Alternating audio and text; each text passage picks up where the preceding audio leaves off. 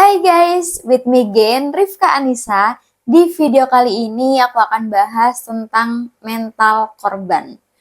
Mungkin ini adalah video pertama aku yang sedikit menampar realita, karena ini memang faktual dan sering ditemukan di orang-orang di sekitar kita. Pernah nggak sih kalian ketemu sama orang-orang yang selalu menceritakan masalah pribadinya dan seolah-olah di dunia ini hanya dia yang paling sedih, dia yang paling susah, dan dia yang paling gak beruntung jika dibandingkan dengan orang lain. Dia yang selalu menyalahkan keadaan, menyalahkan orang lain, dan selalu membawa orang lain berlarut-larut dalam kesedihannya. Dan yang dia cari adalah simpati, empati, dan juga kasihan dari orang lain. Dan ini adalah ciri-ciri orang yang punya mental korban dalam dirinya. Jadi dia akan selalu merasa menjadi korban dan seolah-olah semua terjadi begitu aja dan dia nggak punya pilihan lain atau dia nggak bisa ngapa-ngapain di kondisi tersebut. Stop punya mental korban dalam diri kita guys, karena itu nggak akan bisa bikin kita berkembang. Kenapa? Yang pertama, orang yang selalu menyalahkan keadaan, selalu menyalahkan orang lain, dia nggak akan bijak dalam menghadapi suatu kondisi. Karena dia akan jauh lebih fokus pada kesalahan orang lain, dia akan jauh lebih fokus pada keadaan-keadaan yang tidak dia inginkan dibandingkan dengan apa yang bisa dia lakukan. Apa yang bisa dia sikapi, cara dia bersikap, dia nggak akan bisa tahu mana yang baik, mana yang buruk.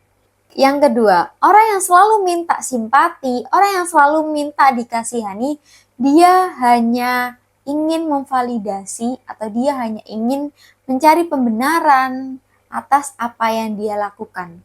Jadi, saya begini karena dulu orang tua saya begini. Saya begini karena orang tua saya broken home. Atau saya begini karena lingkungan saya begini. Ya, itu adalah kalimat-kalimat yang selalu diucapkan sama orang-orang yang punya mental korban karena dia ingin selalu merasa dikasihani karena dia ingin dibenarkan dalam melakukan sesuatu. Dan ini salah guys. Ya, itu adalah alasannya orang yang punya mental korban dia nggak akan bisa berkembang. Jadi gini guys, kita nggak bisa memilih kita dilahirkan di kondisi yang seperti apa. Kita nggak bisa memilih kita dilahirkan di keluarga yang seperti apa.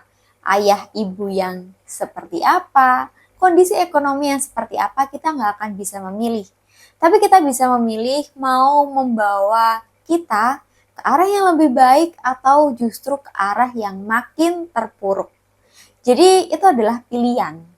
Memang kita semua memiliki cobaannya masing-masing dan kita nggak akan tahu seberat apa ujian tersebut. Tapi kalau kita mau menoleh ke bawah, sebenarnya masih banyak orang yang kondisinya jauh lebih buruk dibandingkan kondisi kita saat ini. Jauh lebih terpuruk, jauh lebih susah, jauh lebih nggak beruntung dibandingkan dengan kita. Tapi kenapa orang-orang yang punya mental korban selalu merasa bahwa dirinya adalah yang paling sedih, yang paling gak beruntung, dan yang paling susah? Mau sampai kapan ada di kondisi yang semakin terpuruk? Dunia akan terus berjalan, entah kita siap atau tidak. Stop jadi parasit buat orang lain, karena orang lain sebenarnya juga gak sepeduli itu sama kita. Stop mengasihani diri sendiri, karena yang bikin kita semakin kasihan adalah kita yang selalu merasa terpuruk tanpa bertindak. Yang sudah berjalan, ya sudah, biarkan saja yang nggak bisa diubah. Tapi yang bisa digapai, mari kita usahakan semampunya. And the last, aku mau ngucapin bahwa mental korban mungkin akan ngebuat kita merasa dianggap, merasa dimengerti, dan merasa dipahami.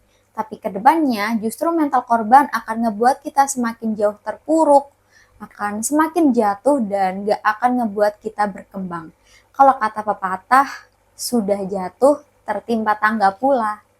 Ya, mungkin itu aja yang bisa aku sampaikan di video kali ini. See you on my next video. Bye-bye. Wassalamualaikum warahmatullahi wabarakatuh.